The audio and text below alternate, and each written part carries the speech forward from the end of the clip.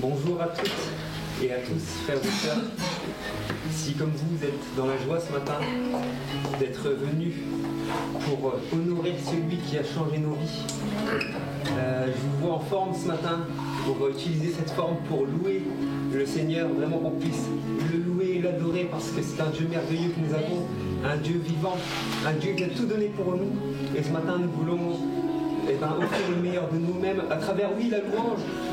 Mais j'aimerais que peut-être ce matin, avant qu'on commence par les chants, la louange, c'est aussi dire de notre bouche les bontés du Seigneur et qu'on puisse seulement prendre un temps dans la prière pour dire merci. Merci pour ce qu'il a fait pour nos vies, merci parce qu'il a transformé nos vies. Il y a des vies qui ont été transformées, il va y avoir encore des témoignages la semaine prochaine au travers de baptêmes. Et vraiment, on a un Dieu merveilleux. Et peut-être comme moi ce matin, vous êtes levé avec les pensées qui allaient dans tous les sens, un peu énervé. Et avant de rentrer dans ce culte, on ne peut pas venir et louer le Seigneur comme ça, on doit se remettre devant sa face. Et je dois lui dire pardon, parce que ce matin mes pensées elles étaient à gauche, à droite, ce matin j'étais énervé.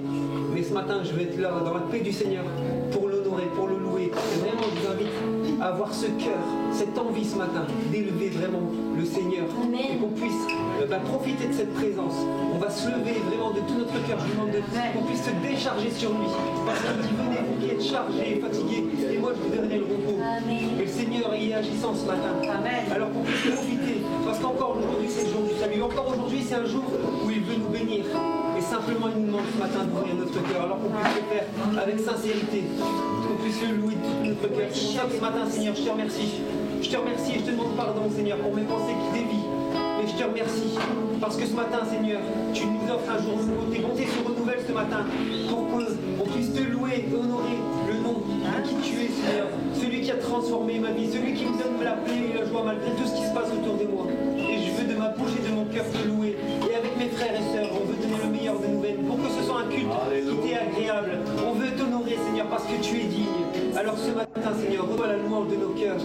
Seigneur, qu'on puisse élever la voix, Seigneur Jésus, parce que toi tu as tout donné pour nous. Alors on veut simplement, Seigneur, t'honorer. Merci, Seigneur Jésus. À toi tout l'honneur, à toi la gloire, au siècle des siècles. Au nom de Jésus, Amen. Alléluia, Seigneur.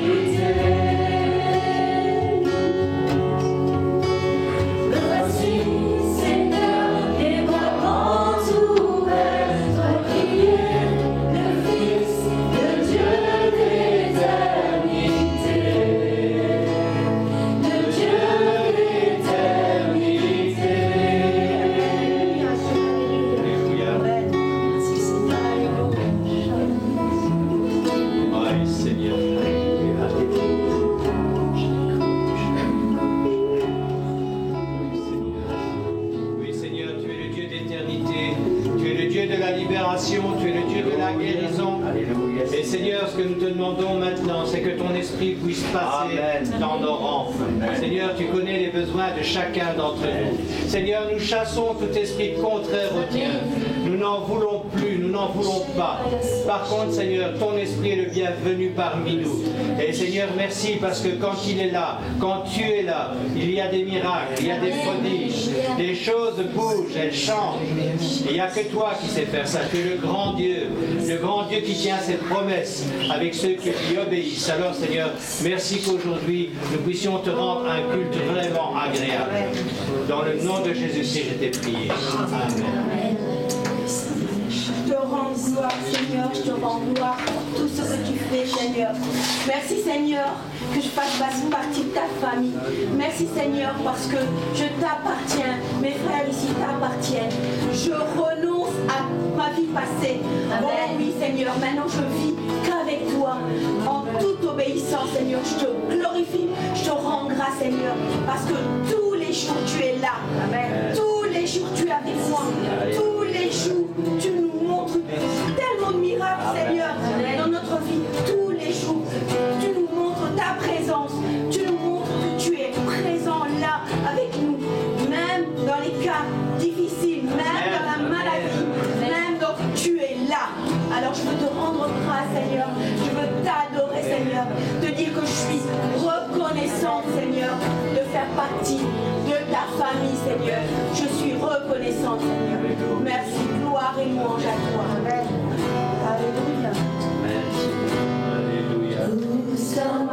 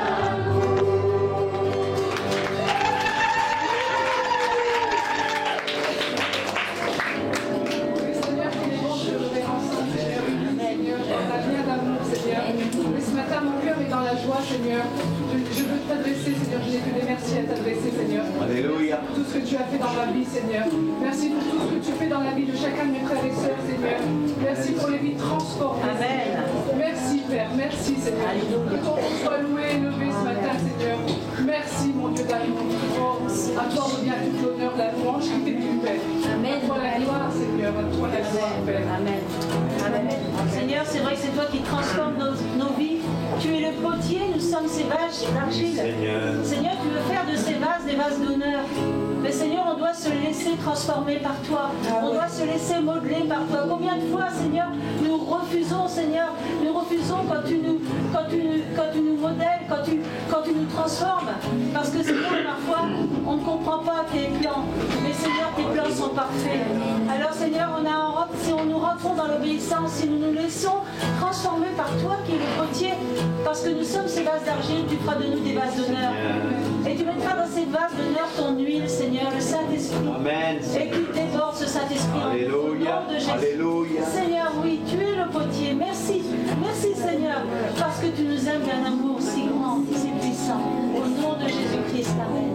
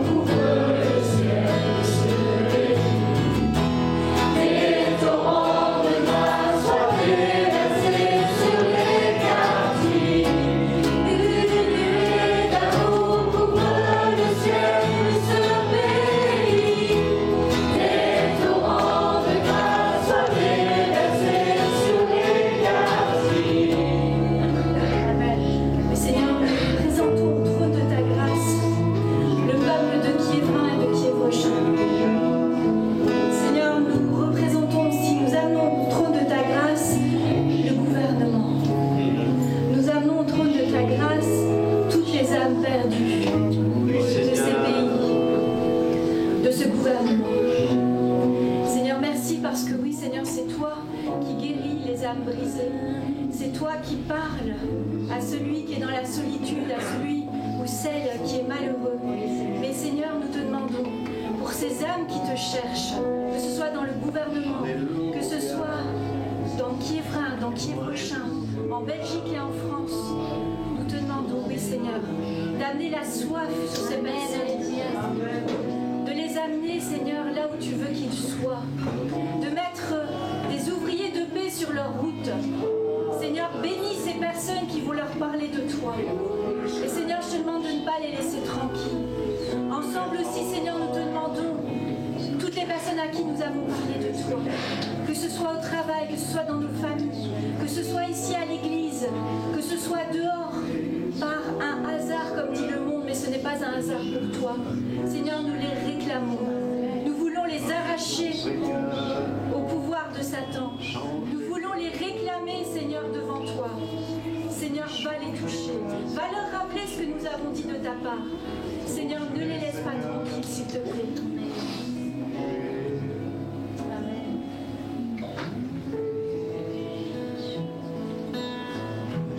Seigneur Jésus, pour ta présence, Père. Merci parce que ce matin, tu nous réunis, Seigneur Jésus. Merci, Seigneur, parce que vraiment, Seigneur, nos mots sont trop petits, Seigneur. Je n'ai pas les mots pour t'exprimer, Seigneur, à quel point je te suis reconnaissante. Amen. Merci de m'avoir cherché là où j'étais, Seigneur. Amen. Vraiment, Seigneur, j'étais perdue, Seigneur. J'étais venue, Seigneur. Amen. Tu m'as montré ton amour, Seigneur. Et je le sais que tu le fais pour chacun de mes frères et mes sœurs, Seigneur. Vraiment pour ces personnes, Seigneur, qui se sentent seules, qui se sentent pas aimées, Seigneur. Oui, Seigneur. Je te demande vraiment, Seigneur, de les remplir de ton amour. Je pense que, Seigneur, quand tu viens, Seigneur, tu viens tout briser, tu viens tout détruire, Seigneur. Et tu reconstruis, Seigneur. Tu rebâtis, Seigneur Jésus, pour ta gloire, Père. Tu détruis les forteresses, Seigneur Jésus. Alors merci, Seigneur. Merci parce que je sais, Seigneur, que voilà, tu nous as aimés le premier, Seigneur. C'est le ventre, dès que nous étions dans le ventre de notre mère, Seigneur, tu as regardé à nous, Seigneur. Tu n'as pas regardé à notre ancienne vie, Seigneur, mais tu as regardé à notre vie que nous pouvions accomplir avec toi, Seigneur. Alors vraiment, Seigneur, reçois la reconnaissance des cœurs, reçois la louange et l'adoration, Seigneur Jésus. Parce que tu le mérites, Seigneur Jésus. Pardonne-moi, Seigneur, pardonne-moi d'avoir été si tournée vers mes problèmes que j'en ai presque perdu la foi, Seigneur Jésus. Pardonne-moi, Seigneur Jésus. Remplis-nous, Saint-Esprit, remplis-nous, Seigneur, de toi. Amen. Vraiment qu'on puisse avoir la foi, cette foi qui dépasse les montagnes, Seigneur Jésus. Parce que ce que tu dis, tu l'accomplis, Seigneur. Alors vraiment, viens chasser les peurs, viens chasser les craintes, Seigneur. Viens chasser tous les blocages qui empêcheraient, Seigneur, cette connexion avec toi, Seigneur Jésus. Merci parce que tu es le même hier, aujourd'hui et demain, Seigneur. Tu as fait des miracles hier et tu en feras encore aujourd'hui et nous proclamons, Seigneur. Merci, Seigneur, parce que vraiment tu déverses ton esprit sur nous, Seigneur. Nous sommes tes enfants, nous sommes tes protégés, Seigneur. Nous sommes la prunelle de tes yeux, Seigneur. Amen. Alors vraiment que toute la gloire te soit rendue encore ce matin, Père. Alléluia. Amen. Gloire et louange et honneur à ton saint nom, Seigneur. C'est par ta grâce, Seigneur Jésus, que nous pouvons nous trouver au trône de ta grâce, Seigneur Jésus, nous tenir dans le sein du Seigneur Jésus. Nous te glorifions, Seigneur, et nous prions, Seigneur, pour les âmes, Seigneur Jésus, qui sont dans les ténèbres, Seigneur, que ta lumière brille dans les ténèbres, Seigneur, merci de nous utiliser, Seigneur, tu veux nous faire participer à ta gloire, Seigneur, et c'est toi, Seigneur, le seul chemin qui mène à la vie, Seigneur, c'est toi qui brise les chaînes, il faut les prisonniers que celui qui entend ta voix n'endurcit pas son cœur, Seigneur Jésus. Merci de te glorifier dans nos vies pour ta gloire, Seigneur, pour ton unique gloire, Seigneur, car tu es digne de louange et d'adoration, Seigneur Jésus-Christ. Béni soit ton saint nom, Seigneur. Amen. Alléluia. Le psalmiste dit: je lève les yeux vers les montagnes. D'où me viendra le secours? Le secours me vient de l'Éternel qui a fait les cieux et la terre. Et toi, pourquoi ne lèves-tu pas les yeux vers l'Éternel? Cette montagne est-elle plus grande que toi? Dis à cette montagne, jette-toi dans la mer, et elle se jettera dans la mer. C'est toi qui as la victoire. Tu n'es pas un perdant. Je n'ai pas fait de toi un perdant. J'ai fait de toi un gagnant. Tu as la victoire. Quels que soient les soucis de ta vie, quel que soit ce que tu es en train de passer par ces épreuves, Ces épreuves sont-elles plus grandes que toi? Ces épreuves sont-elles plus grandes que moi? Ces épreuves te donnent la victoire, te donnent d'avancer vers moi toujours plus. Et foi en moi, crois en moi, aie confiance, espère en moi, parce que moi, je veux faire de grandes choses avec toi. Lève les yeux vers les montagnes, c'est là que viendra ton secours. Dis l'Éternel, ton Dieu. Amen. Quand il descend, oui, tout s'arrête, il y a transfert entre ciel et terre. Quand il descend, l'atmosphère change, il y a transfert entre ciel et terre. Quand il descend, oui, tout s'arrête, il y a transfert entre ciel et terre. Quand il descend, l'atmosphère change, il y a transfert entre ciel et terre. Le Saint-Esprit est là. Le Saint-Esprit est là. Le Saint-Esprit est là. Le Saint-Esprit est là. Les maladies s'enfuient, les aveugles voient, les paralytiques sautent de joie. Les stériles enfants, les sourds entendent, par sa puissance, par sa puissance,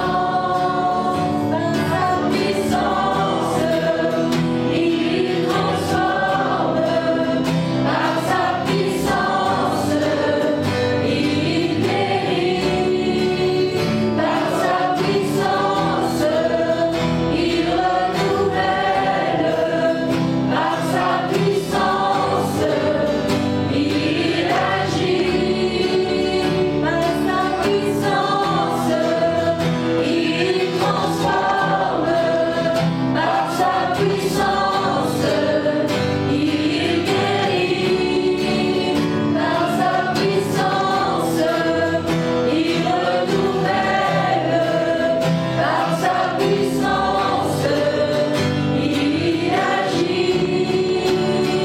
Les maladies s'enfuient, les aveugles voient, les paralytiques sautent de joie.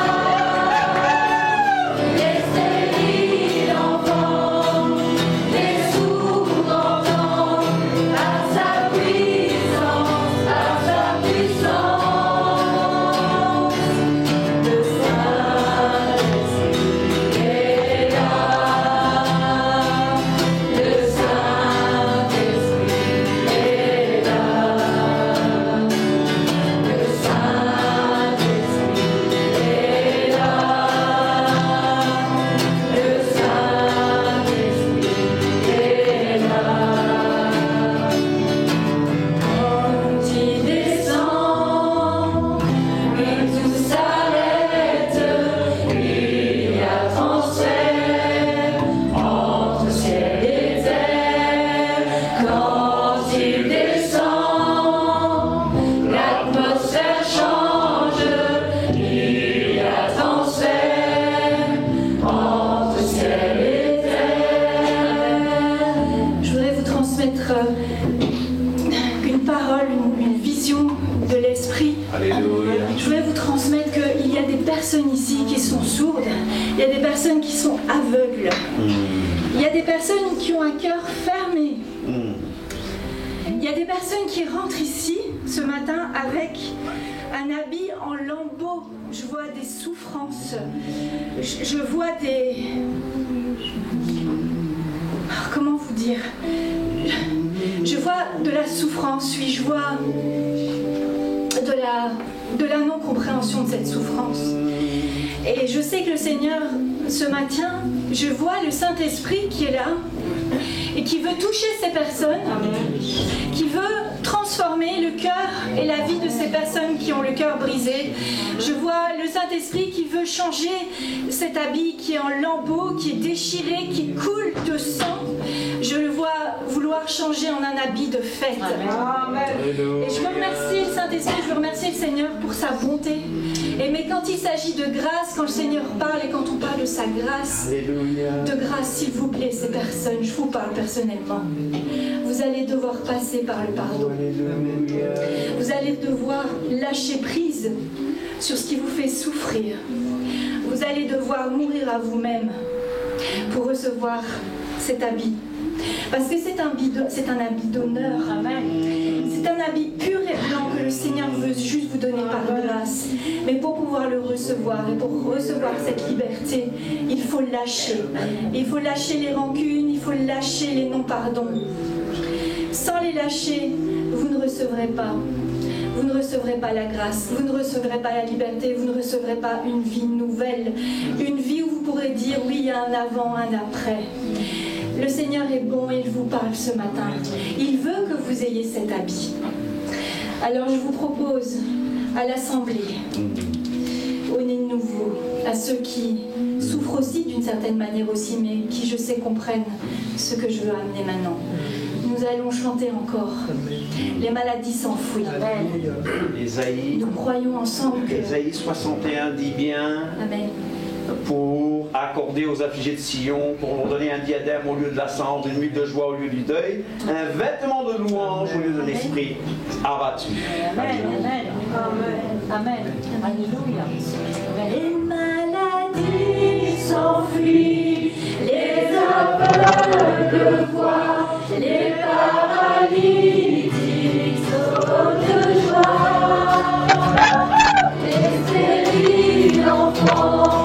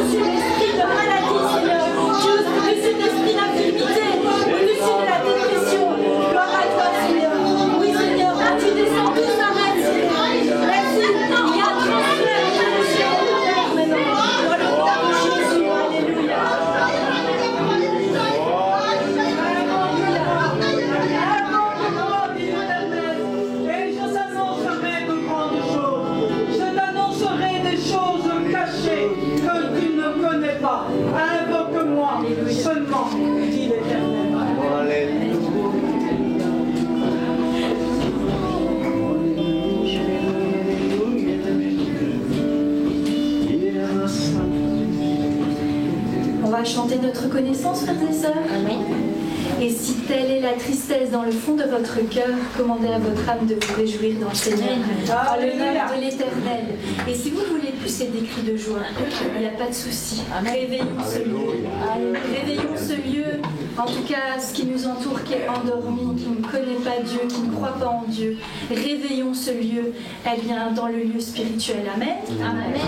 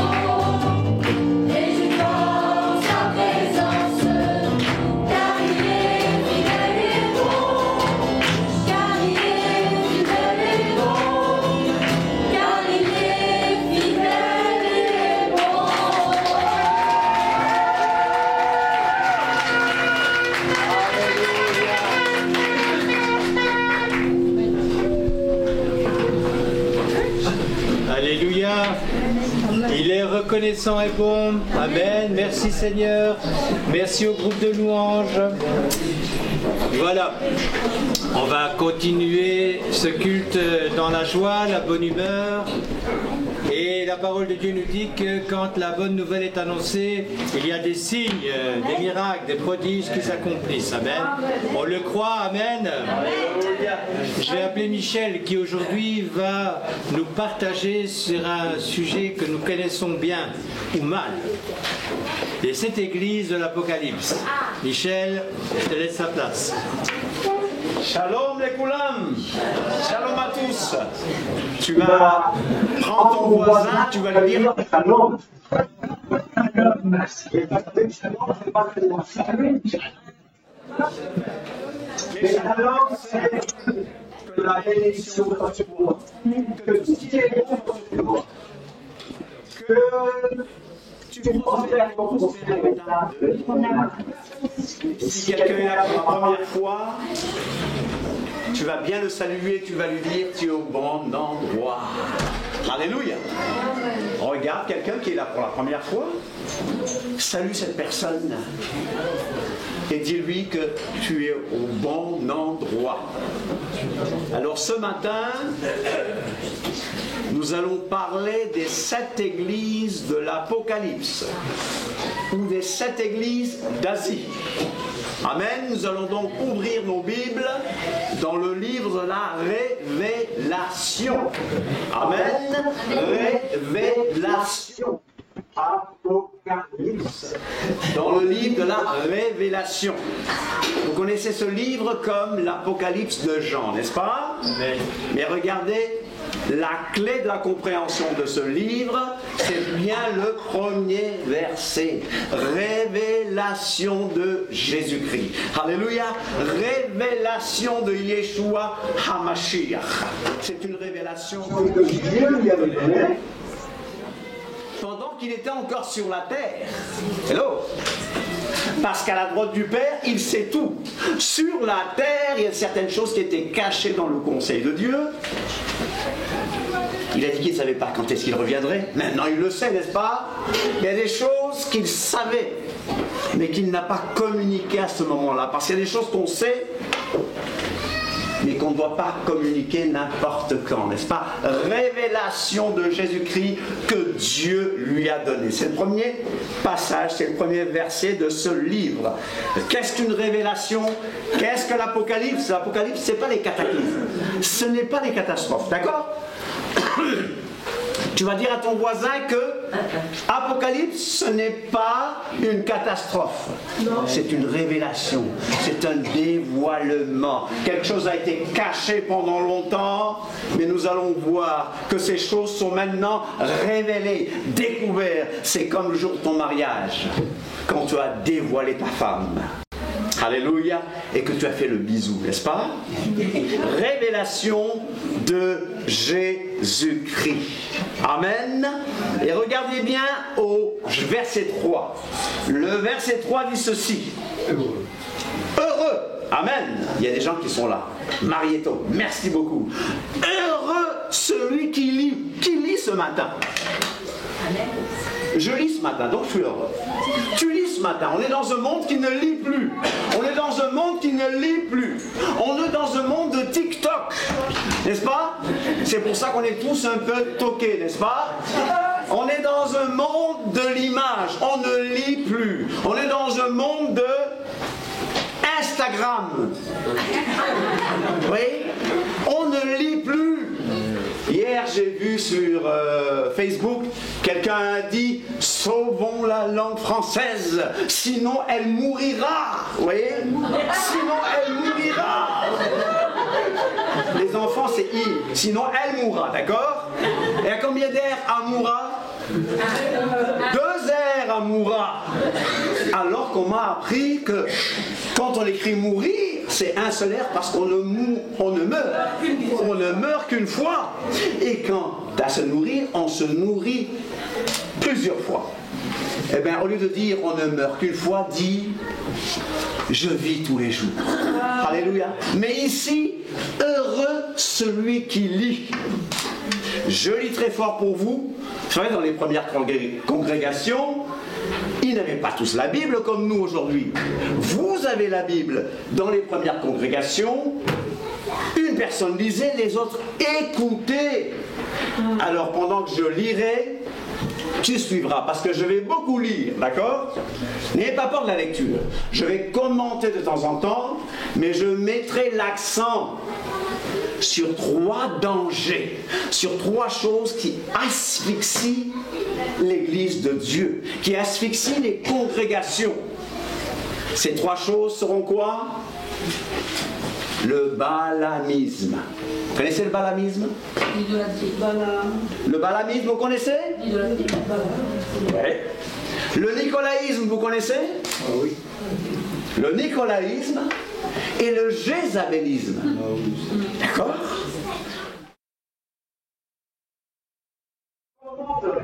D'accord? Alors tout le monde dit Bala, Nicolaïte, et Jézabel. Les gens commencent ici, heureux celui qui lit. En hébreu, heureux c'est quoi?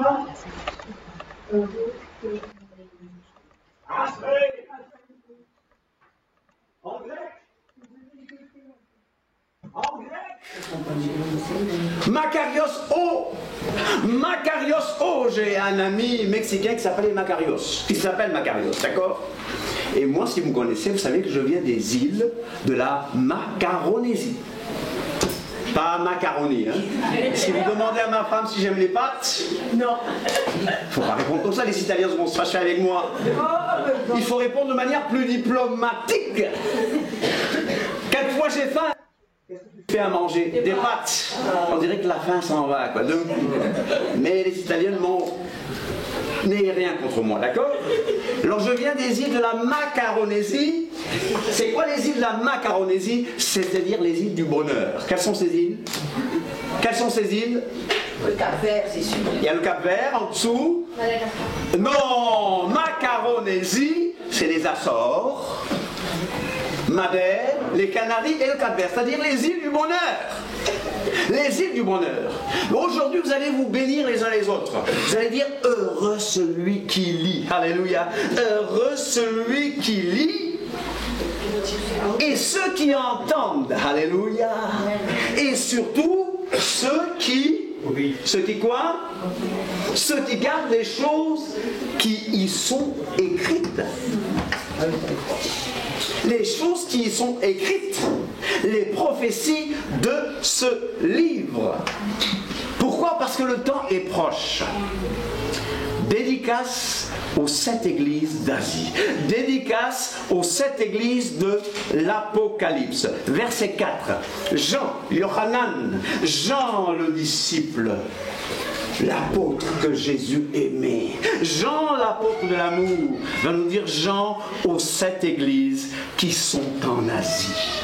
Jean aux 7 églises qui sont en Asie. Parce que Yeshua lui a réservé un grand message. Dis à ton voisin, l'apôtre Jean était prophète.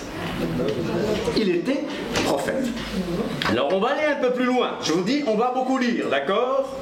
Vision de Jean dans l'île de Patmos. Qu'est-ce que Jean fait à Patmos? C'est une petite île.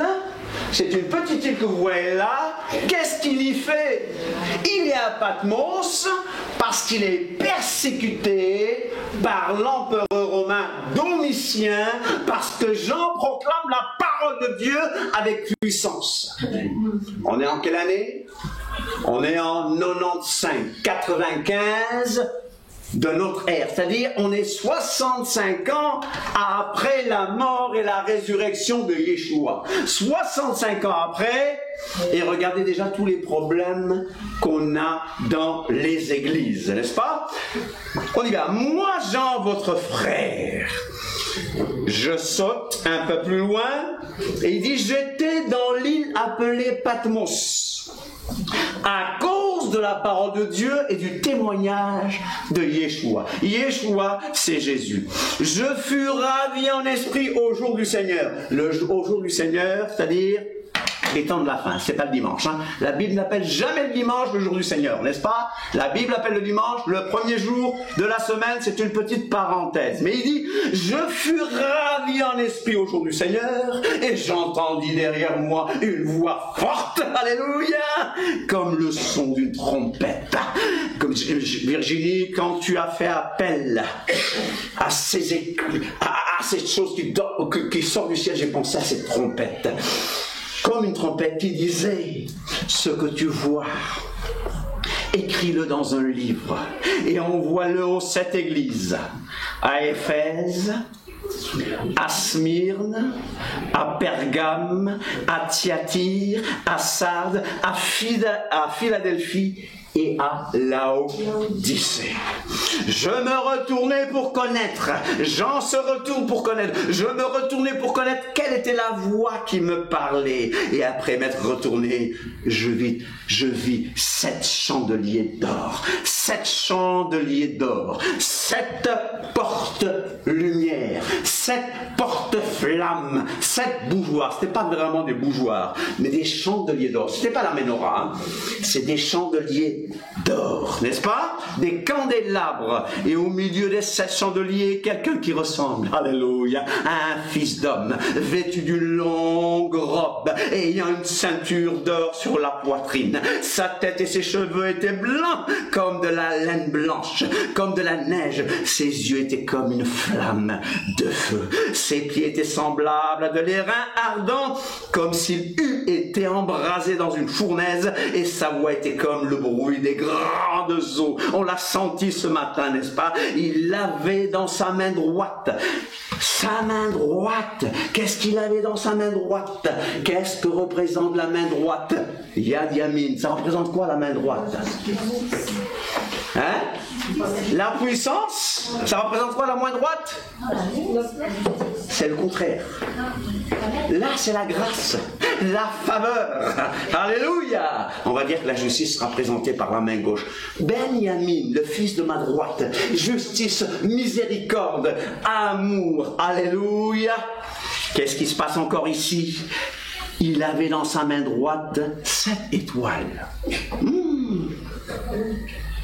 De sa bouche sortait une épée aiguë à 2 tranchants. Et son visage était comme le soleil lorsqu'il brille dans sa force. Je vais aller plus loin au verset 19. Écris donc les choses que tu as vues, et celles qui sont, et celles qui doivent arriver. L'Apocalypse, il y a des choses passées, présentes, et des choses qui viennent, n'est-ce pas? Verset 20. Le mystère de cette étoile que tu as vu dans ma main droite et des 7 chandeliers d'or. Les 7 étoiles sont les anges. Vous entendez? Les 7 étoiles sont les anges des 7 églises. Les anges des 7 églises. Mais ici, nous ne parlons pas d'un être spirituel. Les anges là, c'est qui? C'est peut-être des gens de ces églises qui allaient voir Jean à Patmos avec un message et les renvoyaient dans leur église avec un message. Un ange ici a le sens de messager, quelqu'un qui donne un message. C'était où? Vous savez, dans l'église primitive, il dirigeait l'église de manière collégiale. Il n'y avait pas un pasteur ou un bishop. Ils travaillaient tous ensemble. Mais là, déjà, on voit qu'il parle d'un ange. C'est quelqu'un qui va transmettre un message. Ou le pasteur principal, ou un apôtre, ou un prophète qui va transmettre un message. Donc, un responsable qui va transmettre le message à ces églises. Les 7 étoiles sont les anges de cette église et les 7 chandeliers sont les églises. Est-ce que vous avez compris le contexte? Vous avez compris le contexte? On commence avec la première église. Donc, lettre aux 7 églises d'Asie. Première lettre à l'église d'Éphèse. Oh, Éphèse! L'église d'Éphèse, c'est l'église qui a perdu son premier amour. L'église d'Éphèse a pourtant été implantée par l'apôtre Paul. L'église d'Éphèse est bien placée parce qu'Éphèse, c'est une ville cosmopolite. Un peu Paris, New York de l'époque, n'est-ce pas? Bien située, une ville portuaire, une ville importante. Et il y a des gens importants qui ont été là, comme Apollos, comme Priscille et Aquila ont été là dans cette église, n'est-ce pas? Donc c'est une église vraiment importante. Regardez bien, écrit à l'ange de l'église d'Éphèse. Voici ce que dit celui qui tient les 7 étoiles dans sa main droite, celui qui marche au milieu des 7 chandeliers d'or.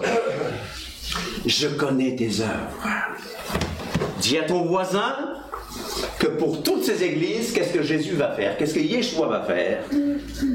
Il va faire une louange. Après la louange, il fait des reproches. Après les reproches, il donne un avertissement. Et après l'avertissement, il donne une promesse. Je recommence. Louange, reproche, avertissement, promesse. vous allez remarquer une chose. L'église de Smyrne, on reste à Éphèse, hein, Smyrne et Philadelphie n'ont aucun reproche. L'église de Laodicée n'a aucune louange. Revenons à Éphèse. Éphèse signifie désirable. Éphèse va représenter l'église, si vous voulez, ou un aspect de l'église à la fin de l'époque apostolique. C'est-à-dire, apostolique, c'était l'église sous les apôtres. Vous vous souvenez? Mais là, on n'a qu'un seul apôtre vivant. Jean est le seul qui est vivant. Les autres sont morts. Paul a été décapité à ce stade. Pierre a été crucifié. La tête en bas, d'après la tradition. Mais écoutez bien, écrit à l'ange de l'église d'Éphèse, voici ce que dit celui qui tient les 7 étoiles dans sa main droite, celui qui marche au milieu des 7 chandeliers d'or. Je connais tes œuvres, ton travail et ta persévérance. Alors, on s'adresse aux églises ici, mais les choses que tu dois te dire, je dois les recevoir à moi. D'accord ? Laisse-toi convaincre par l'Esprit Saint ce matin. Je connais tes œuvres, ton travail et ta persévérance. Je sais que tu ne peux supporter les méchants, que tu as éprouvé ceux qui disent apôtres et qui ne le sont pas, et que tu les as trouvés menteurs. Que tu as de la persévérance, que tu as souffert à cause de mon nom et que tu ne t'es point lassé. Mais ce que j'ai contre toi, la plainte du Seigneur. Mais ce que j'ai contre toi, c'est que tu as abandonné ton premier amour. On a ici une assemblée qui est fidèle. Doctrinalement parlant, elle est au top. Tout va bien doctrinalement parlant. Elle est active. Elle est au bon endroit. Elle est fidèle. Mais tu as abandonné ton premier amour. Oh, elle est tellement forte en doctrine. Mais l'amour du Seigneur même, l'amour de l'Éternel, l'amour pour Dieu et l'amour pour les gens a disparu.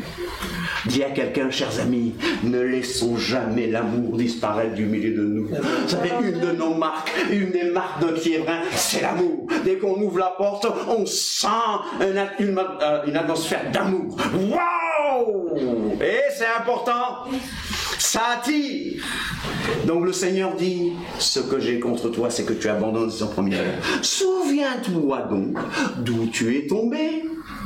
Repens-toi et pratique tes premières œuvres. Sinon je viendrai à toi et j'ôterai ton chandelier de sa place, à moins que tu ne te repens. J'ôterai le chandelier de sa place. Je ne vais pas éteindre l'église, mais l'église bougera et ira ailleurs. Tu as pourtant ceci, c'est que tu es les œuvres des Nicolaïtes, œuvres que je hais aussi.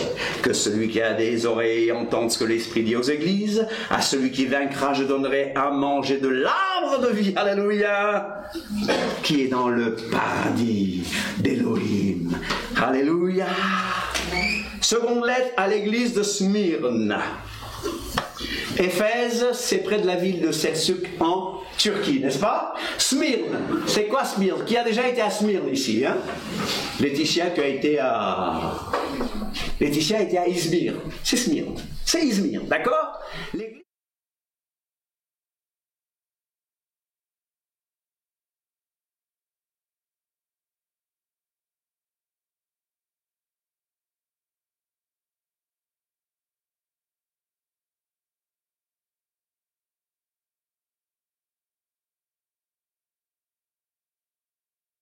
Compris, hein? D'après les descriptions, qu'il s'agit de Yeshua, d'accord? C'est Yeshua qui parle, qui fait une dictée, n'est-ce pas? Et qui est revenu à la vie. Je connais ta tribulation et ta pauvreté, bien que tu sois riche. Le Seigneur ce matin te dit qu'il connaît ta tribulation et ta pauvreté, qu'elle soit financière ou pas, n'est-ce pas? Bien que tu sois riche. Je sais ce que tu souffres, je sais ce que tu traverses, je sais quel est ton problème. Et écoutez encore, et les calomnies de la part de ceux qui se disent juifs et ne le sont pas. Il y en a beaucoup en ce moment, mais qui sont une synagogue de Satan, n'est-ce pas? Tout le monde va être juif maintenant, tout le monde les déteste, mais tout le monde va être juif. juifs, n'est-ce pas? En Afrique, il y a tout un mouvement qui dit que les vrais juifs, c'est des noirs, des africains, n'est-ce pas? Malheureusement,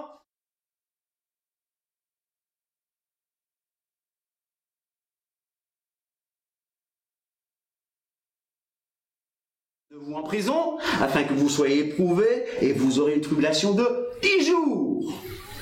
10 jours, vous allez dire, mais quel est le sens du chiffre 10? 7, je sais que c'est libre, mais ici, 10, c'est quoi? Ce sera une courte période, ça finira, ta souffrance finira. C'est ce que le Seigneur te dit aujourd'hui, c'est ce qu'Akadosh Baruch Hu, le Saint qui soit béni, te dit. Sois fidèle jusqu'à la mort, et je te donnerai la couronne de vie. Alléluia. La couronne, c'est la marque du vainqueur. La couronne de vie, la couronne de justice, la couronne incorruptible de la gloire. Alléluia. Que celui qui a des oreilles pour entendre ce que l'Esprit dit aux églises, celui qui vaincra n'aura pas à souffrir la seconde mort. C'est-à-dire qu'une fois ressuscité, la mort n'a plus de pouvoir sur toi. Maintenant, ça, cette église-là, c'est l'église qui va de l'an 100 à l'an 313 environ, de notre ère. 100 à l'an 313. Pourquoi 313, si vous connaissez un peu l'histoire d'église, c'est l'édit de... C'est l'édit de Milan. Non, c'est après. C'est l'édit de Milan qui permet aux chrétiens d'exercer leur culte librement, n'est-ce pas? Et à partir du moment 313, l'église de Pergame va nous rappeler un mariage. Mais un mariage avec des jougs, un joug mal assorti, un mariage fait avec des étrangers. Pergame signifie lieux élevés, ville en hauteur. Et vous allez voir que dans Pergame, c'est là que le diable a commencé à diviser le peuple entre clergé et laïc. Parce que dans la Bible, nous sommes tous dans le ministère. Dans la Bible, je n'ai pas dit que nous sommes tous pasteurs, apôtres, non. Nous sommes tous dans le ministère. Dans la Bible, il n'y a pas de différence entre clergé et laïc. Vous comprenez? Dans la Bible, si tu as le Saint-Esprit, si tu es baptisé par immersion, tu es dans le ministère. Mais le diable va maintenant commencer à donner une division, à donner un groupe qui va commencer à contrôler les autres. Pergame signifie lieux élevés, et ça représente l'année 313 à 590 avec Constantin, l'empereur romain, qui s'est converti au christianisme, mais on voit que c'est une fausse conversion. C'est le monde qui rentre dans l'église. On ouvre la porte à l'église. Non, l'église ouvre la porte au monde. Allez, viens, on va s'arranger. C'est l'église de compromission, c'est l'église du cœur partagé. Écrit à l'ange de l'église de Pergame, verset 12. Voici ce que dit celui qui a l'épée aiguë à double tranchant. L'épée aiguë à double tranchant, c'est quoi? L'épée de l'esprit qui est la parole de Dieu. Je sais où tu demeures. Pergame était une ville de temple païen. Je sais où tu demeures, je sais que là est le trône de Satan. Tu retiens mon nom, nominalement, et tu n'as pas renié ma foi même au jour d'Antipas. Au jour d'Antipas. Antipas, ça te dit quelque chose, Antipas? Y a-t-il des gens qui sont Antipas ici? Non. Il n'y a personne Antipas sanitaire? Si. Ah, il y a des Antipas sanitaires? Eh bien, il y a un réseau catholique qui a pris ce nom, parce qu'Antipas, on l'appelle Saint Antipas de Pergame, et le réseau a pris le nom. Voilà. Nous, réseau catholique Antipas, n'est-ce pas? Ils sont rebellés contre tout ce que le gouvernement imposait comme passe, contre-passe, Antipas, etc. Donc ils prennent le nom d'Antipas. Mais Antipas, Saint Antipas de Pergame, vénéré par l'institution catholique romaine et les institutions orthodoxes, est un saint. Mon témoin fidèle qui a été mis à mort chez vous, là où Satan a ses demeures. Donc ils ont des martyrs. Mais j'ai quelque chose contre toi. C'est que tu as là des gens attachés à la doctrine de Balaam. Tu imagines ça? Ils ont des gens attachés à la doctrine de Balaam. C'est quoi la doctrine de Balaam. D'ailleurs, qui est Balaam? C'est un prophète qui devait prophétiser contre Israël, mais... La Bible l'a-t-il appelé une fois prophète? La Bible n'appelle pas prophète, la Bible l'appelle devin. Ouais. La Bible l'appelle un devin. Mais c'est le personnage le plus énigmatique de la Bible, des Écritures hébraïques. C'est le personnage le plus bizarre. C'est le personnage qu'on ne comprend pas. Déjà, Balaam, fils de Béor. Balaam signifie destructeur de peuple ou sans peuple. Béor signifie quelqu'un qui va te déchiqueter, c'est son père. Déchiqueter. Et il était de Pétor, la ville de Pétor, en Mésopotamie. Oh, de beaux noms, hein, pour les futures mamans et papas, n'est-ce pas, de bons noms que vous pouvez prendre ici, n'est-ce pas? Alors, il était de Pétor. Pétor veut dire deviner, interpréter les rêves. Mais le gars, il est tellement fort. Il est tellement fort, le gars. Et lui-même dit que Dieu lui parle et qu'il ait les yeux ouverts. Vous savez qui a dit Dieu n'est pas un homme pour mentir, ni un fils de l'homme pour se repentir. Qui a dit ça? C'est Balaam. Mais c'est Balaam qui a dit ça. Vous savez qui a dit à Israël personne ne peut te maudire? Qui a dit ça? Mais c'est Balaam. Qui a donné cette prophétie messianique? Oh, voici, je vois un star sortir. Ah, je vois les flocons de neige là. Mais ça, c'était physiquement. Je vois un astre sortir de Jacob. Alléluia. Et je vois le sceptre attaché à Israël. Qui a dit ça? C'est Balaam. Et Balaam dit que l'Éternel, c'est son Dieu. Alors, mais qu'est-ce qui se passe? Vous connaissez Balak? Qui est Balak? Balak, c'est pas Barack Obama, hein? Balak, c'est le roi de Moab que quand les Israélites ont erré dans le désert, ils étaient prêts à entrer dans leur héritage. Dis à ton voisin, attention, Balak viendra pour t'empêcher d'entrer dans ton héritage. Oulô! Balak, roi de Moab, il voit ce peuple qui gagne tout le monde arriver. Ah non, ça va pas. Il se sent menacé, un peu comme Hérode, n'est-ce pas? Hérode se sent menacé quand les mages ou quand les sages venus d'Orient. Balaam, c'est aussi un peu l'ancêtre des mages. Alors, il se sent menacé par ce peuple. N'oubliez pas que le peuple arrive dans le désert, mais maintenant ils vont rentrer dans la terre promise, dans leur héritage. Et Balak dit, ah non, il n'en est pas question. Il n'en est pas question. Il va faire appel à Balaam. Balak fait appel à Balaam, ce grand devin, ce grand maudisseur. Il lui dit, écoute, viens me voir, parce que tu dois maudire ce peuple. Balaam dit, ah, il n'en est pas question, ce peuple n'est pas maudissable. Mais vous qui êtes venus, l'ambassade de Balaam, dormez chez moi. Repartez chez vous. Mais Balak va insister.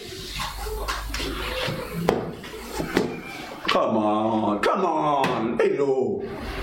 Écoute, regarde, là on t'appelle devin. Oh, tu veux plus que ça. Pourquoi tu vas à Kievrin? À Kievrin, on ne reconnaît pas ton ministère. Ah, viens chez nous, tu seras apôtre, super apôtre, archibishop, n'est-ce pas? Quand quelqu'un te parle comme ça, sache que c'est Balak qui est en train de te flatter. L'esprit de Balak est là. Qu'est-ce qu'il fait? Il va flatter ce gars, et ce gars, il était bien avec Dieu, hein? Il mélangeait la sorcellerie, il était dans le Dieu, véritable Dieu, mais il sait que Dieu, que l'Éternel, est plus fort que tous les autres dieux. D'accord?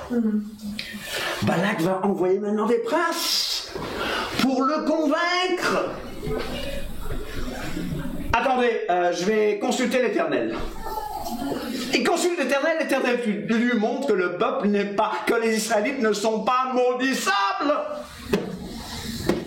Mais l'Éternel lui dit, ah bon, tu vas aller, bon, vas-y, vas-y.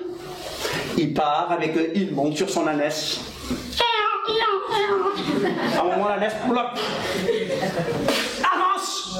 Et l'ânesse va et le... Avance. L'ânesse lui dit, tu ne vois pas ce que je vois devant moi. Vous imaginez, le gars il voit tellement les choses de Dieu, mais il ne voit pas l'ange de l'Éternel, qui est Yeshua, vous le savez. Il ne voit pas l'ange de l'Éternel avec une épée nue à la main. C'est son âne qui va lui dire, mais tu ne vois pas ça. Il se fâche avec l'âne. Et l'ange de l'Éternel lui dit, écoute, j'allais te couper la tête et laisser la vie à l'âne. Mais l'ange de l'Éternel lui dit, ok, va voir Balak. Il va voir Balak. Écoute, tu mets-toi ici et maudis le peuple. Ah, Balaam fait ça. Ce peuple est béni. Non, mais c'est pas ça que je t'ai dit. Fais encore tes holocaustes, on va offrir 7 taureaux. Mais de cet homme-là, regardez par ici, regarde. Maudis-les. Vous êtes bénis. Non, écoute, on essaye cet angle-là, n'est-ce pas? Il ne nous voit pas maintenant. Il regarde vers le désert, il se met encore à les bénir. Et il parle même de Yeshua qui vient, n'est-ce pas? En forme humaine, n'est-ce pas? Balak, Balaam, vraiment, tu ne vas pas la peine. Rentre chez toi. Rentre chez toi. Et Balak est peut-être allé voir Moïse pour lui dire, écoute, le gars m'a pas payé. Le gars m'a pas payé, donc écoute, alors que moi j'ai dit que du bien sur vous. Mais il va se souvenir d'une chose. Quand les Israélites arrivaient, les Moabites et les Madianites ne leur ont pas donné, la Bible dit, ne leur ont pas donné de l'eau et du pain. Mais alors il va se souvenir d'une chose, de la faiblesse humaine. Pas d'eau et du pain, mais je sais une chose, les Moabites, les femmes Moabites, elles sont belles. Elles vont commencer à les inviter. Viens manger chez moi. Il y a du lit et du petit déjeuner. Tiens, écoute, nous on a pris la manne, on a marre de la manne, hein, on a erré dans le désert, mais écoute, on vient. Elle les invite à manger les viandes sacrifiées aux idoles. Baal Péor. Impudicité. Balaam savait que Dieu n'allait pas changer l'idée, mais il connaissait. Dieu ne change pas. Mais toi, que celui qui est debout prenne garde de tomber. Qu'est-ce qu'ils font? Ils se mêlent à la population locale. Ils vont voir ses filles. Et l'Éternel était tellement irrité qu'il y a eu 24 000 morts, tués par la colère de l'Éternel. Et Balaam, c'est un faux prophète? Est-ce qu'il est un faux prophète? Tout ce qu'il dit est vrai, c'est pas un faux prophète. C'est un méchant prophète. C'est un mauvais prophète. Et il n'y a personne ici, au XXIe siècle, qui ose me dire qu'il a vu les choses que Balaam a vues. C'est-à-dire, tu peux voir tellement de choses et que le Seigneur te dise, je ne te connais pas. Les dons spirituels, c'est une chose. Mais ce que l'Esprit fait en nous, c'est autre chose. Verset 14.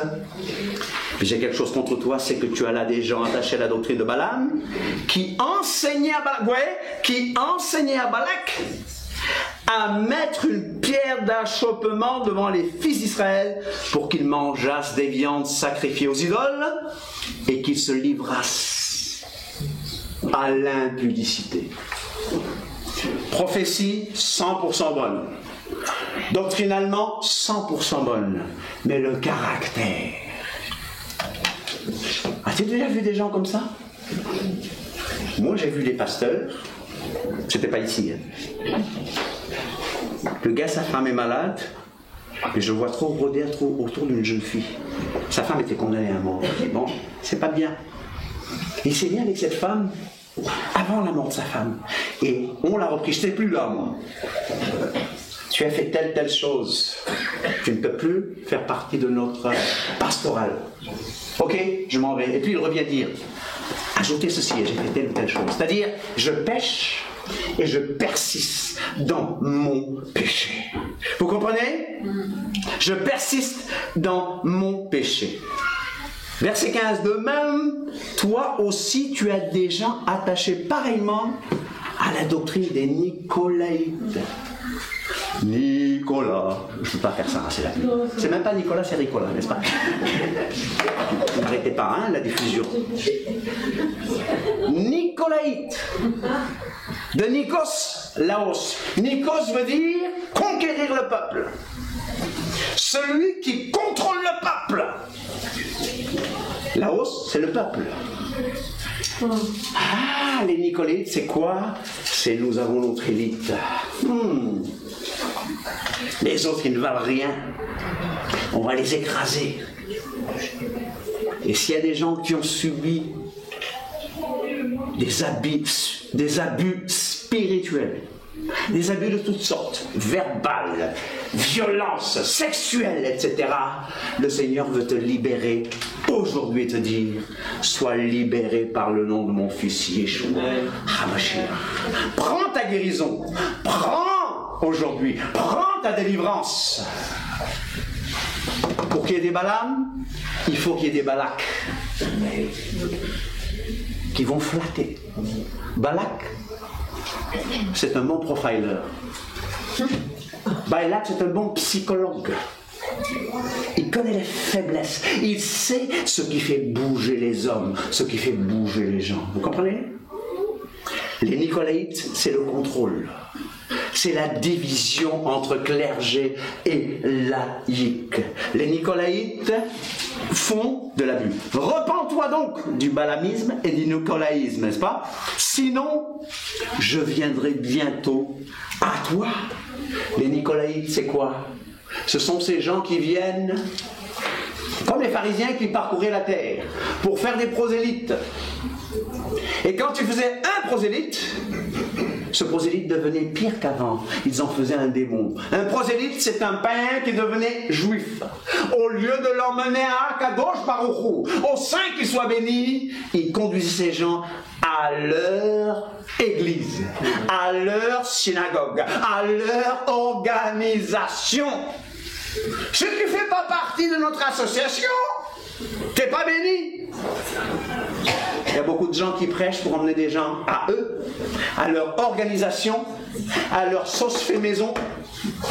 Sauce fait maison, ça se dit? Sauce faite maison ou sauce fait maison, je ne sais plus. On peut le dire, hein? C'est français quand même. Hein? On fait tout pour que la langue française ne mourra pas, n'est-ce pas? N'est-ce pas? Bon, les enfants, c'est pas comme ça qu'on parle. D'accord? Il y avait un Nicolas dans Actes, la Bible dit, prosélyte d'Antioche. Prosélyte d'Antioche. Les Nicolaïtes font du prosélytisme pour emmener les gens non pas au Seigneur, mais à leur doctrine, à leur vache sacrée. Repens-toi donc, sinon je viendrai à toi bientôt, et je les combattrai avec l'épée de ma bouche. Que celui qui a des oreilles entende ce que l'Esprit dit aux églises. À celui qui vaincra, je donnerai de la manne cachée, la vraie nourriture spirituelle. Et je lui donnerai un caillou blanc. C'est quoi un caillou blanc? Dans l'Antiquité, celui qui recevait un caillou blanc, c'était « tu es pardonné ». On a parlé de pardon ce matin. Tu es pardonné. Tu es acquitté. Et même les vainqueurs d'une guerre recevaient aussi un caillou blanc. Et sur ce caillou est écrit un nom nouveau que personne ne connaît, si ce n'est celui qui le reçoit. Maintenant, 4e lettre à l'église de Thyatire. Thyatire. L'aspect de l'église de Thyatire va représenter la papauté. La papauté, je ne parle pas de papauté français parlé, la papauté du pape à son apogée. C'est l'église vraiment apostase. Compromission, apostasie, n'est-ce pas? C'est cette église-là que Momo a vue. Vous connaissez Momo, Mohamed? C'est cette église-là qu'il a vue. et qui l'intéressait donc vraiment pas, n'est-ce pas? C'est l'Église du Moyen-Âge, avec toutes ces statues, ces idoles. Hello, écrit à l'ange de l'église de Thyatire, verset 18. Voici ce que dit le Fils de Dieu, celui qui a les yeux comme une flamme de feu et dont les pieds sont semblables à des reins ardents. Je connais tes œuvres. Tiens, là il y a l'amour, ton amour, ta foi, ton fidèle service, ta constance et tes dernières œuvres plus nombreuses que les premières. Mais ce que j'ai contre toi, c'est quoi? C'est que tu laisses la femme, Jézabel, qui se dit prophétesse, enseigner, c'est pas contre le ministère des femmes, mais ça n'a rien à voir. D'ailleurs, l'original, il y a des manuscrits qui disent « Tu laisses ta femme ». Goneka Su. Tu laisses ta femme. C'était peut-être la femme du bishop. Mais ça représente plutôt un esprit. Qui est Jézabel dans la Bible? Jézabel, c'est cette femme qui a été prise comme épouse par un très mauvais roi d'Israël, Akab. Akab, c'est le faible. Akab, c'est celui qui n'est pas droit dans ses bottes. C'est celui qui n'est pas correct avec les choses de Dieu. Akab, c'est celui qui va chercher une femme étrangère. Tout à l'heure, nous avons parlé d'Irak. Nous avons parlé de Jordanie, Moab, tout ça. Maintenant, lui, il va chercher une femme libanaise. Je n'ai rien contre les Libanaises, d'accord, n'est-ce pas? Le Liban, c'est un très beau pays. J'ai jamais été, mais la Bible parle du Liban comme de la beauté, n'est-ce pas? Il ferait mieux, hein? Le Liban ferait mieux de devenir ami d'Israël, n'est-ce pas? Vous savez, hein? Surtout que le Liban, vous savez que le Liban, c'était le seul pays arabe à majorité chrétienne, vous le savez. Et le président libanais doit être un chrétien, vous le savez? D'accord? Un chrétien maronite, un chrétien dans le sens, voilà. Vous comprenez? Le gars, il va chercher une femme libanaise. La femme, la fille du roi, la fille d'Edbal. Edbal veut dire Baal existe. Et qu'est-ce qu'il va faire? De l'idolâtrie. Et la Bible dit que Akab a commis le péché de Jéroboam. Vous connaissez Jéroboam, le péché de Jéroboam? Le péché de Jéroboam, c'est l'idolâtrie. C'est aussi prendre la place de Jérusalem. Akab aussi a changé les fêtes. Et vous voyez, ici maintenant, si tu parles des fêtes de l'Éternel, on t'insulte. Vous êtes sous la loi. Mais en même temps, on fait d'autres fêtes qui n'ont rien à voir avec l'Éternel, n'est-ce pas? Vous savez de quoi je parle, n'est-ce pas? Vous savez de quoi je parle. Mais le péché de Jéroboam, c'est se détourner de la Torah. Akab prend une femme qui sert d'autres dieux. Jézabel. Et Jézabel, c'est la plus grande manipulatrice. Oh, c'est pas possible, l'heure est là, c'est pas possible. On ne pourra pas terminer avant minuit, n'est-ce pas? Vous me donnez 15 autres minutes. Jézabel, c'est la... Je peux prendre 15? Jézabel, c'est la manipulatrice. Elle n'a pas le titre, elle n'a pas la position, mais elle va manipuler cet homme-là, Akab, qui était un mauvais roi. Hello? Et elle, on détecte vite. L'autre là, Balaam, ça vient pas très vite, mais elle, on détecte vite. Elle est mauvaise. Elle a combattu Élie. Vous savez, l'antithèse de Jézabel, c'est Élie. La Bible appelle Élie le prophète de feu. La Bible dit qu'Élie a rétabli l'autel de l'Éternel qui a été renversé par le jézabélisme. Et ces prophètes de Baal, n'est-ce pas, qui prenaient la place du vrai Dieu. Jézabel, elle a introduit ça avec la complicité de son mari Akab. Dis à ton voisin, pour qu'il y ait des Balaam dans l'église, il faut des Balak. C'est Balak qui va faire rentrer Balaam dans l'église. Et dis à ton voisin, pour qu'il y ait des Jézabel dans l'église, il faut qu'il y ait des Akab. Des gens faibles, sans position. Et je vous ai dit, vous permettez le balaamisme, le nicolaïsme, le jézabélisme, qu'est-ce que ça va donner? Ça va donner un lieu de prostitution, pour ne pas dire un mot vulgaire, ou une morgue. L'autre, c'est des choses qu'il faut chasser dès leurs racines. Mais ce que j'ai contre toi, c'est que tu laisses la femme Jézabel qui se dit prophétesse enseigner et séduire mes serviteurs pour qu'ils se livrent à l'impudicité et qu'ils mangent des viandes sacrifiées aux idoles. Je lui ai donné du temps. Vous savez, Jézabel, comment est-ce qu'elle est morte? Jetée d'une fenêtre. Et l'Éternel avait prophétisé qu'elle serait mangée, j'ai envie de dire bouffée, mangée par des chiens. À tel point que quand on allait la chercher, on ne l'a même pas reconnue. Balaam aussi a fini sa vie très mal. Je lui ai donné du temps afin qu'elle se repentît et qu'elle ne veut pas se repentir de son impudicité, impudicité de débauche.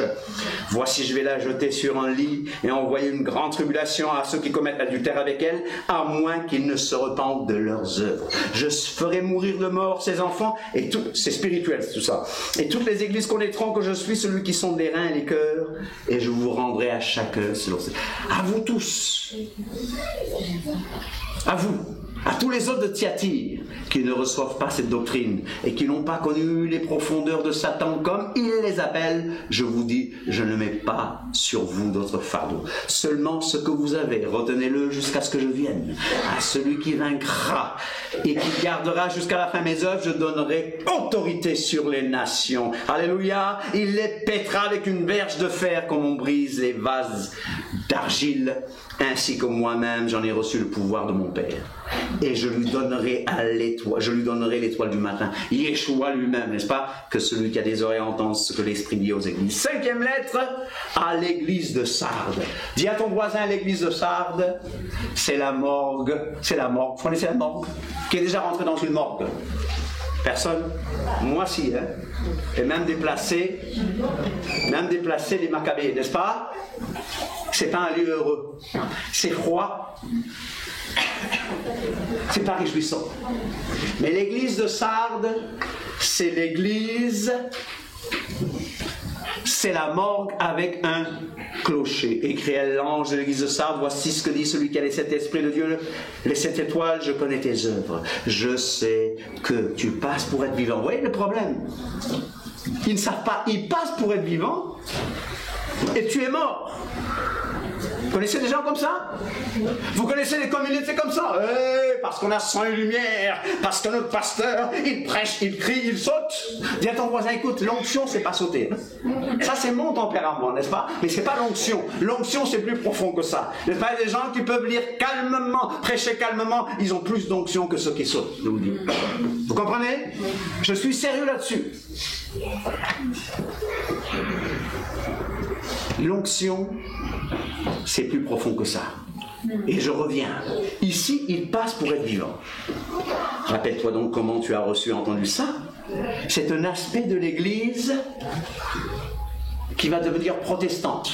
L'Église va devenir protestante parce qu'il y a tellement d'erreurs dans le catholicisme romain qu'il fallait réformer ce qui était déformé, qu'il fallait protester contre les erreurs de ce catholicisme et de cette fausse orthodoxie, n'est-ce pas? Mais regardez bien, ils passent pour être vivants, mais ils sont morts. Rappelle-toi donc ce que tu as reçu et repens-toi, n'est-ce pas? Je vais sauter, verset 5, verset 4. Cependant, tu as à Sardes quelques hommes. Il y a 7000 qui n'ont pas plié le genou devant Baal. Ces 7000 se sont levés pour dire, écoutez, nous devons réformer ce qui est déformé. Ici, nous avons quoi? On est parti jusqu'à 1517, n'est-ce pas? Si vous voulez, le temps de Martin Luther, n'est-ce pas? Jusqu'à 1750. Alors, le problème, ils croient qu'ils sont vivants. Je vais au verset 6, que celui qui a des oreilles entende ce que l'Esprit dit aux églises. Mais le verset 5 nous dit, celui qui vaincra sera revêtu de blanc. Maintenant, 6e lettre, c'est l'église de Philadelphie. Sardes, rappelle le mot sardoine, sardonyx, etc., n'est-ce pas? Mais ici, Philadelphie signifie l'amour fraternel.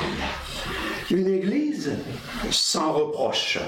C'est la période missionnaire. C'est l'époque des missions où les gens se lèvent pour aller annoncer l'Évangile, le vrai, à tous les peuples de la terre. Écrit à l'ange de l'Église de Philadelphie, voici ce que dit le Saint, le véritable, celui qui a la clé de David. La clé de David, ça parle d'autorité. Ceux qui ont une clé de la salle ici ont une certaine autorité que le pasteur leur a accordée, n'est-ce pas?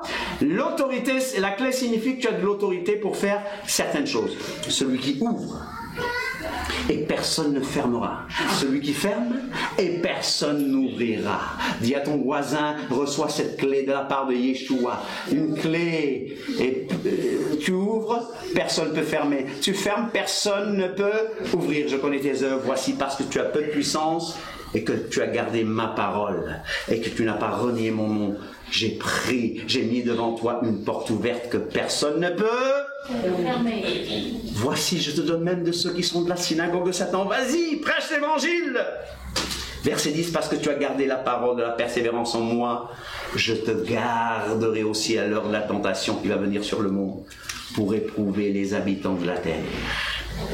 Verset 12, celui qui vaincra, je ferai de lui une colonne dans le temple de mon Dieu, et il n'en sortira point. J'écrirai son nom, j'écrirai sur lui le nom de mon Dieu. Alléluia. Dernière lettre, Laodicée. Dis à ton voisin, Laodicée, c'est l'église tiède. Ça représente des temps modernes ou post-modernes. C'est le XXe siècle et le XXIe siècle, n'est-ce pas? C'est le protestantisme apostat. Parce qu'il y a un protestantisme apostat, un protestantisme qui ne croit pas à la Bible, c'est un protestantisme apostat. Un protestantisme qui permet à les hommes de se marier entre eux, c'est un protestantisme apostat.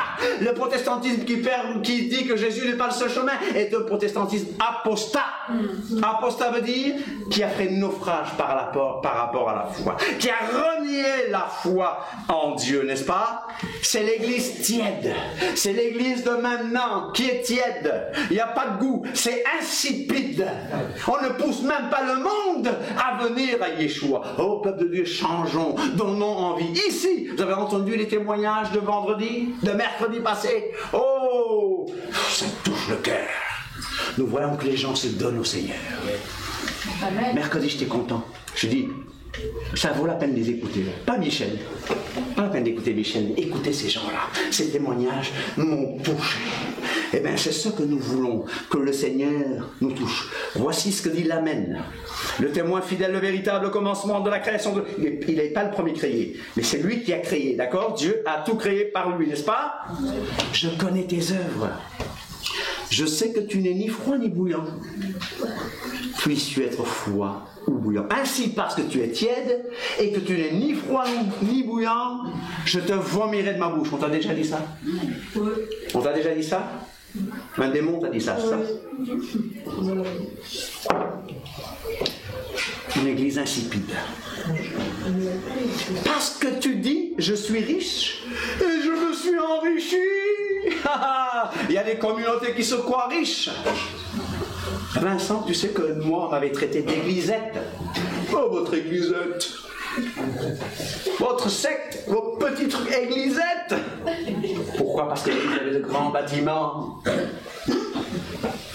Mais quand tu regardes le bâtiment, il y a le clocher. Mais quand tu regardes les gens, cadavre ambulant, cadavre qui loue, qui croit qu'il est sauvable, qui es-tu pour juger? Excusez-moi. Mais c'est souvent ça. Laissez-moi rester églisette, mais au moins, je fais des disciples. D'accord? Alléluia. Amen. Ah, vous n'avez pas ça, vous avez ça plusieurs fois. C'est légal. Oui, mais votre truc est trop petit. On a cassé, n'est-ce pas? On a cassé, on a fait 2 ans, non, et puis moi je suis venu en Europe. J'ai tout laissé, n'est-ce pas? Ça continue, n'est-ce pas, l'œuvre? Mes chers amis, je te conseille d'acheter de moi de l'or éprouvé. On va se lever maintenant. Je te conseille d'acheter de moi de l'or afin que tu deviennes riche, et des vêtements blancs afin que tu sois vêtu et que la honte de ta nudité ne paraisse pas. Et je te demande de te lever, mais pense au verset 20. 3, 20, Apocalypse 3, 20. Yeshua, oui, il parle à l'église. Mais là, il parle à ton cœur. Voici, je me tiens à la porte et je frappe. Groupe de louanges, venez nous mettre un peu de musique. Voici, je me tiens à la porte et je frappe. Si quelqu'un entend ma voix et ouvre la porte, j'entrerai chez lui. Je souperai avec lui et lui avec moi. Donne ta vie au Seigneur. Maintenant, la Bible dit, celui qui vaincra, je le ferai asseoir avec moi sur mon trône. Comme moi j'ai vaincu, je me suis assis avec mon Père sur son trône. Alléluia. Voici, je me tiens à la porte et je frappe. Rachel, résume-nous un peu, pendant que je lance cet appel. Donne-nous un peu le résumé de cette église. Les autres pourront lire le résumé de cette église. Mais je m'adresse surtout à vos cœurs. Résumé de ce que sont ces 7 églises, n'est-ce pas? Et après tu nous donnes le résumé de la promesse à chaque église. Mais le Seigneur te dit, je me tiens à la porte et je frappe. Aujourd'hui, si tu es venu ce matin en disant, je vais aller voir, le Seigneur te dit, ouvre ton cœur. N'écoute pas la voix de Balak.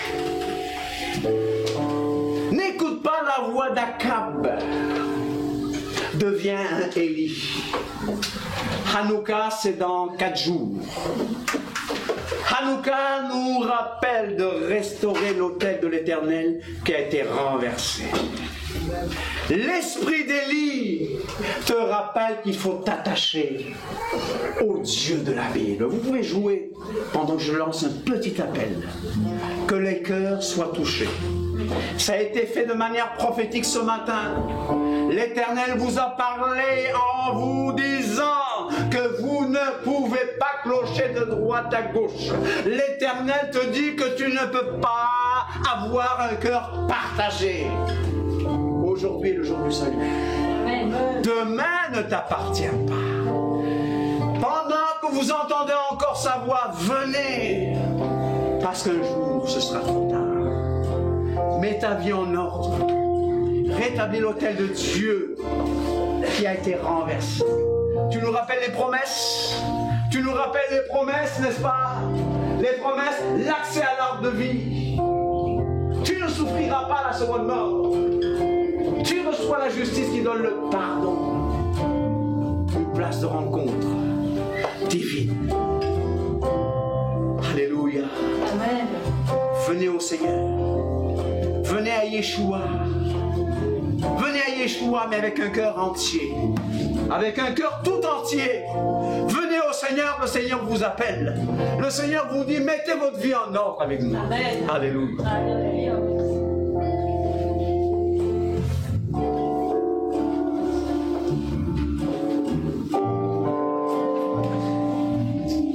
Je vais relire un texte que Michel vous a lu tout à l'heure, c'est « Celui qui vaincra, je ferai de lui une colonne dans le temple de mon Dieu, et il n'en sortira plus.